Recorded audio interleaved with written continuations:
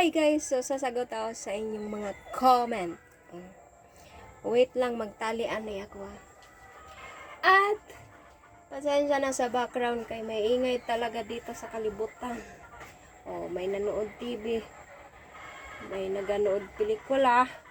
May nagapatugtog.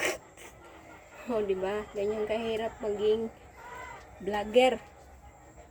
Kaya hindi ka makakita sa lugar nga way ingay dito sa bundukan. Kaya kailangan pag naging vlogger ka, may sarili ka talagang room na kulog, na ikaw lang talaga yun. So, itong ginpost ko nga anak, hindi sa ako nito anak. Okay? Kaya ako nga babae. May anak ka na pala, sayaw ka pa ng sayaw. Anong problema mo kung magsayaw ako ng magsayaw?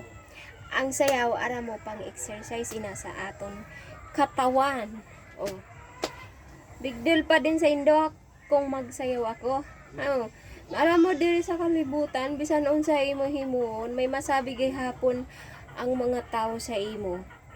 Bisan mag-post ka sang may masabi gay hapon sa imo. So, sugad na lang sini ang mindset. Focus ka na lang sa goals mo. Kung basta lumalaban ka ng patas. Kaysa naman mag-focus kayo sa buhay ng iba. Igwa ba kang makuha kung mag-focus ka muna sa buhay sa ino? Why man? Kaya fokusan nyo na lang ang mga buhay nyo. Kay bisan unsahon man ang imuhimon diri sa mundo, sa bansang Pilipinas. May masabi gihapon inang mga na walang ambag naman sa imo.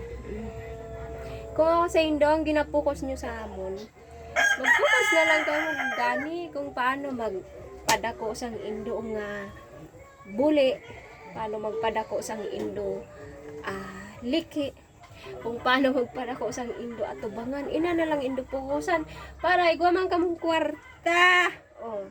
Dili yung kami mga content creator ginapinukusan nyo. Ga-effort pagit ka mo maggawa sang indo, mga dami account, makapambash lang kayo. Ang tanong, sinasahudan ba kayo? May sahod ba kamo? Why?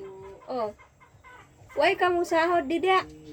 Sige ka mo kung ano-anong lalabas sa indo mga bunganga. Wala man kamo sahod, gasinso ba indo buhay? Why man?